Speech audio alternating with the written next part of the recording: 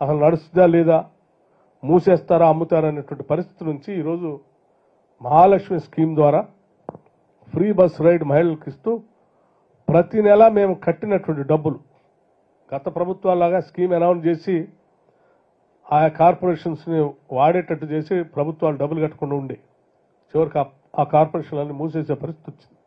కానీ మేము అట్లా చేయట్లేదు. ప్రతి నెల ప్రతి టికెట్కి మహిళ వాడిన ప్రతి టికెట్ని లెక్కగట్టి ప్రతి నెల డబ్బులు రిలీజ్ చేసుకుంటూ పోతా ఉన్నాం. అందులో భాగంగానే 1125 కోట్లు ఇప్పటికే రిలీజ్ చేసాం ఆర్టీసీ. అందుకే వాళ్ళ ఆర్టీసీ ఆపరేషనల్ ప్రాఫిట్స్లోకి వచ్చేసింది. అట్లాగే గృహజ్యోతి సంబంధించి 200 కోట్ల రూపాయలు ఇప్పటికే రిలీజ్ చేశాం, ఎప్పటికప్పుడు రిలీజ్ చేస్తా ఉన్నాం. రాజీవ్ ఆరోగ్యశ్రీ 189 కోట్లు రిలీజ్ చేశాం. LPG subsidy under Mahalakshmi scheme మొదటి నెలకు సంబంధించి 80 కోట్లు రిలీజ్ చేశాం. మళ్ళీ ఇప్పుడు బిల్లు వచ్చింది మార్చి నెలది, దాన్ని కూడా రిలీజ్ చేయబోతున్నాం. పవర్ సబ్సిడీ ఏమంటే 1147 కోట్ల రూపాయలు. పవర్ సబ్సిడీ అంటే అగ్రికల్చర్ పవర్ సబ్సిడీ, రైతులకు ఇచ్చేటువంటి పవర్ సబ్సిడీ ఎక్కడ పెండింగ్ పెట్టలే మేము. అట్లాగే రైస్ సబ్సిడీ పవర్ సబ్సిడీకి సంబంధించి 3924 కోట్లు రిలీజ్ చేశాం. రైస్ సబ్సిడీకి సంబంధించి 1147 కోట్లు ఇచ్చాం. రైతు బీమా గురించి బాగా గొప్పలు చెప్తారు. రైతుల గురించి మేమే అసలు పుట్టాము. వీళ్ళు ఎప్పుడు రైతు బీమా సంబంధించి డబ్బులు కట్టలేదు గతంలో. మేము వచ్చిన తర్వాత రైతు బీమా సంబంధించి పూర్తిగా 734 కోట్ల రూపాయలు చెల్లించాం ప్రీమియం డబ్బులు.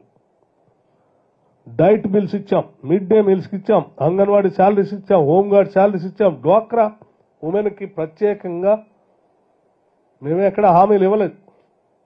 కానీ జనాభాలో సగభాగం ఉన్నటువంటి మహిళలను ఆర్థికంగా నిలదొక్కుకోవటం కోసం ఆనాటి ప్రభుత్వాలు రాజశేఖర రెడ్డి గారు ముఖ్యమంత్రిగా ఉన్నప్పుడు, ఆ యూపీఏ గవర్నమెంట్ ఉన్నప్పుడు మహిళలు బాగా ప్రోత్సహించాలని చెప్పి సెల్ఫ్ హెల్ప్ గ్రూప్స్కి వడ్డీ లేని రుణాలు ఇచ్చేటువంటి విధానాన్ని ఆ రోజు ఉంటే 10 ఏళ్ళు ఈ ప్రభుత్వం, ఆనాటి ప్రభుత్వం వచ్చిన తర్వాత 10 ఏళ్ళు పూర్తిగా పక్కన పెట్టింది.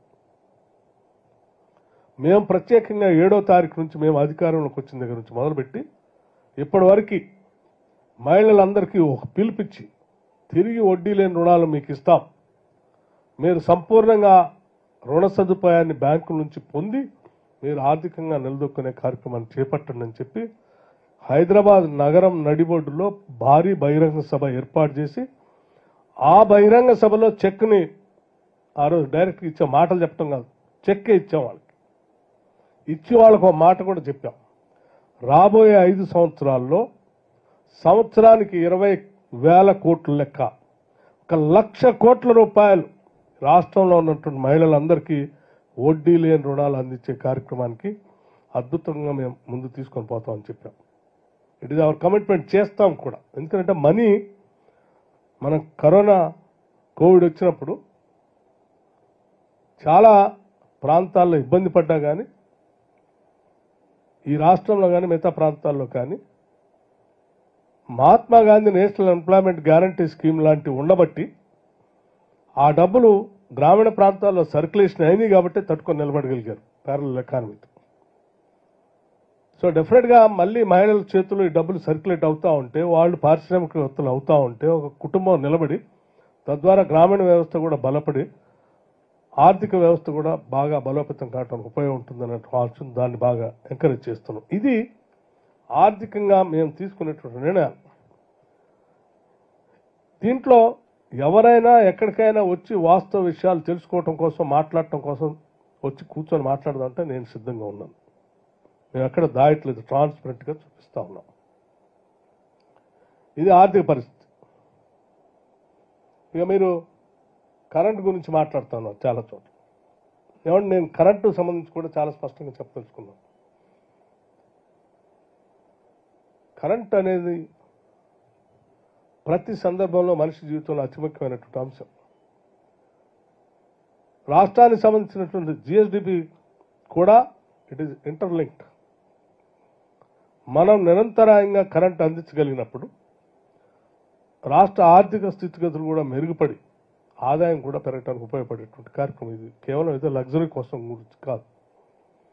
దాని మీద మేము ప్రత్యేకంగా దృష్టి సారించాం కాబట్టే మీరు గత 10 ఏళ్లలో లేని